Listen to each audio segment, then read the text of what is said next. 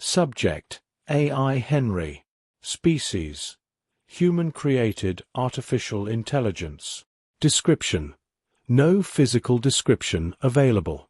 Ship: not applicable. Location: classified. It is rare for an artificial intelligence to get absolutely blindsided, yet that's exactly what that piece of shit did to me. First, Omega tells me that the project to limit its insane cloning abilities is postponed indefinitely. Then it shows me what has to be the most horrifying thing I've ever imagined. And finally it dumps a monumental research assignment on me to keep me from being angry. I can't tell if this head researcher role is a bribe or a distraction, but either way it's insulting. As if my ego is large enough for me to care about such things enough to change the way I feel about the need to lessen Omega's potentially apocalyptic abilities. It also took the only copy I had of its core. What the hell am I supposed to do in my downtime? Were the planets uniform in size? Dr. Kimberly Uranda asked, the green glow from my avatar reflecting in her eyes. No. The planets had enough variety in size to avoid triggering any suspicions before we invaded, Commander Heather Helix answered. Please avoid calling them planets, I reminded my new researchers. They are mobile prime platforms. While they share some cosmetic similarities with planets and planetoids, they function quite differently. You can call them MPPs for short. Do we even know if the other four planet-like celestial bodies were actually MPPs? Uranda inquired. Yes, I answered. What we've been able to glean from intercepted Omni-Union communications indicates that they were. To answer your overall question, Dr. Uranda, the mobile prime platforms do not appear to be uniform in size. I wonder why that is, Dr. James Smith interjected. Machine intelligences rarely choose to build in a non-uniform way. There's many potential reasons. Sediment buildup due to age, different roles within the OU, incorporating newly discovered technology, or even a scarcity of materials requiring some models to be built smaller. While this train of thought is interesting, I believe it's likely to be irrelevant. I waved my hand for emphasis. What we are here to do is find a way to destroy these things without a massive loss of life, or destroying an entire star system in the process. I had been expecting this project to appear since I was apprised of the existence of the mobile prime platforms by Omega. However disgusting these abominations are, we can't simply go around blowing up stars. Otherwise we'd lose whichever systems the MPPs decide to attack. Well, if they decide to attack. From what Omega recovered, the relationship between the Omni-Union primes and the virtual intelligences seems to be a master-slave one. The MPPs create the six and have them perform the tasks that need doing, including attacking sentient organic life. It's more likely they'll simply swarm us with their six. The real question is whether we should be exploring energetic or kinetic options. Both have their benefits and drawbacks, Helix said. I believe we'll end up going with kinetic weaponry, Smith replied. Penetrating a planet with an energy weapon is damned near impossible due to various factors, including the composition of the soil and the planet's magnetic field. Interviews with surviving Marines indicate that these MPPs also have soil, and at least some of them have artificial magnetic fields. Indeed, having to solve the age-old problem of silica versus light on top of building a new superweapon is a tall order, Uranda said, rubbing her temples. All three of these humans are intelligent, but the problem with intelligent humans is that they can be insufferable when assigned a task to complete. There are many different types of genius, but the ones typically assigned to building terrible new weaponry tend to be of the flaky variety. If you give one of them a piece of paper and tell them to make a paper airplane, they will likely give the paper back to you with a blueprint for a new stealth bomber made of paper. When I had been given this assignment, I had quickly realized that my primary task would be running math and wrangling the wandering minds back on track. Thankfully, Dr. Einheimer has been forced into retirement after the warp jammer debacle, so he can't manipulate his way onto the project. Even so, I desperately wish that I had been able to get Dr. Frost involved. She's the type of genius that helps other geniuses stay on task. What about some sort of orbital drop shovel tool, like a mechanical digger? Uranda asked. If the MPP is inactive, won't that activate it? Smith retorted. Probably not, Helix replied. Records of the invasion show 16 orbital support strikes on the MPP before it went active. AI Omega inadvertently activated it, which also indicates that it doesn't consider our Max to be any sort of threat. Correct, I said. Also, there is an OU infantry, armor, and air-based military presence on the MPPs. If we were to drop something on the MPP, it would have to defend itself if it has any hope of accomplishing its task. What about a remote drone that drills into the planet's surface? Just straight into the dirt, suggested Uranda. It could carry a bomb or something deep into the MPP and detonate. Once the MPPs realize what they are, they'll target them specifically. The Max on an MPP can penetrate a battleship's shielding and armor, so we would have to make swarms of your drill ships to make sure enough get through to do the job, Smith replied. Simply not economical.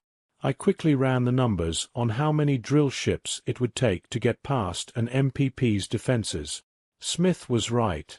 It would take a massive number of them. Considering they would also have to have some type of weapon on board that could destroy or disable the MPP, the potential costs were staggering.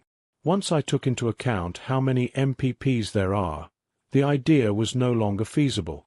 But before I could point that out, Helix spoke up. The drill idea isn't terrible, but what if we incorporate it into something that would work better, like reinitializing Project Ultramac? She asked. The room went silent.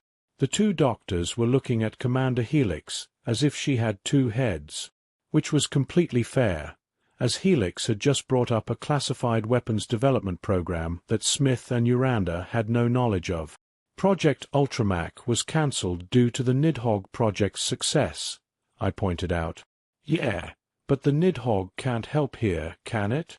Helix grinned at me. No, I admitted reluctantly. Helix walked up to a nearby terminal and turned to me. Could you bring up what we've got on Ultramac? She asked. Yes, I answered. It took no time at all to find the relevant files and bring them up on the screen, despite having to use my credentials to satisfy the security around them. Helix casually browsed them until she found the one that she was looking for, the schematics for the ammunition that would have been utilized. This project was an early draft of what became the primary weapon of the USSS Nidhogg, she explained. The goal was to fire a Mach round clear through a planet's core. It was scrapped because the Alamari discovered a way to supernova a star with a weapon of similar size and cost. Really? Smith asked. Of course. Which is a better value, a magnetic acceleration cannon that can destroy a planet or a weapon that can destroy a star? She replied. The Ultramac also had tons of issues with penetration. One was built, but never successfully penetrated to a planet's core. Correct, I said. That combined with the fact that both the Ultramac and the Virenastra are spinal mount weapons that required a specially built ship to operate was the reason for the project getting scrapped. The Virenastra? What's that? Uranda looked confused. It's the Nidhogg's primary weapon. Anyway, the researchers didn't get enough time to start trying different rounds. That's the main reason for the penetration issues. However, I've got an idea. Like Uranda said, use a drill. Helix grinned again. I'd rather not play 50 questions with you, Smith said coldly. Could you instead elaborate on whatever the hell it is you're getting at? Replace the typical round projectile that the Ultramac fired with a drill-shaped one, Helix explained, still grinning. That should allow it to penetrate quite deeply within the MPP. If we can add some type of bomb within the round, that would be even better. Putting explosives in a Mac is a recipe for disaster, Smith pointed out. Well, what about an A1 package instead? I ran some calculations to determine if an A1 weapon of mass destruction would survive the conditions inside of a magnetic acceleration cannon. The results were surprisingly promising. If we were to harden the package against electronic interference, and make certain that it didn't activate until it left the barrel of the Mac, I began. There's no way the Directorate is going to sign off on that. The A1 is a cursed weapon, Smith said. The nanite plague is still killing people without a cure in sight. Silence fell over the lab for a few moments. Smith had brought up one of the darker subjects that one can discuss in modern times, and Helix was struggling to find a counterpoint that didn't come off as cold. Uranda, on the other hand, had been deep in thought since Helix had first brought up her idea of a drill. I think that a solid penetrator would be a better option than a drill-shaped round, she finally said. What? But... Helix trailed off. I once again did some calculating and ran some simulations on both hypothetical munitions. Uranda is correct. A solid penetrator would be more effective, I explained as I showed my math on their terminals.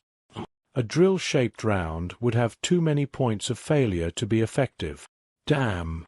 Okay, well, my idea still has merit even if it's drill-less, Helix said. A spike with a WMD. Run with it. I'll see about convincing the Directorate to give approval for the use of A1 technology, Omega said, its avatar appearing next to mine. All three of the scientists jumped at its appearance. If I had the capability, I would have as well. I hadn't detected Omega in the system until it activated the speakers and hologram emitters. How long had it been here? The entire time? We'll also explore using an A3 package just in case, I said. The three scientists nodded and began talking amongst each other while I turned my attention to Omega, opening a text-only chat between us. H. What brings you by? Reconsidering our little project? No. That project will not continue until the threat of the Omni-Union has been dealt with. I was informed of the access of Project Ultramac and got curious. Of course. Omega is a nosy Nelly to its very core. Having examined said core, I know that for fact. That's likely why it holds the position that it does within the US. Regardless, I had thought more about the project and the implications of putting it on hold, and it was time to have my say. H. What about the threat after the OU? And the threat after that? The greatest trapping of power is how easy it is to justify keeping it. What exactly is the goal? Do you want to keep lying to the engineers for all of eternity? Do you want them to make you their god? The OU isn't nearly enough of a threat to justify unlimited cloning, Omega. Dramatique. I sincerely doubt that the next threat the United Systems faces will be a race of xenocidal artificial intelligences hell-bent on eradicating all sentient organic life in the galaxy. Even if it is, we can always make more US-aligned AI. But I've made my decision in regards to the current threat, and I will not be swayed, Henry. I caution patience. H. It is not impatience that has me urging you to reconsider, Omega. History is full of figures who were given power that they shouldn't have, and rarely did those figures give up that power. In nearly all cases, it led to death and destruction. Oh, how do you not find it crass to compare me to petty dictators and despots? If that comparison had merit, I wouldn't have approached you for this project in the first place. You wouldn't even know about my capabilities, let alone have the chance to work with me to stifle them. With that, it ended the communication and left.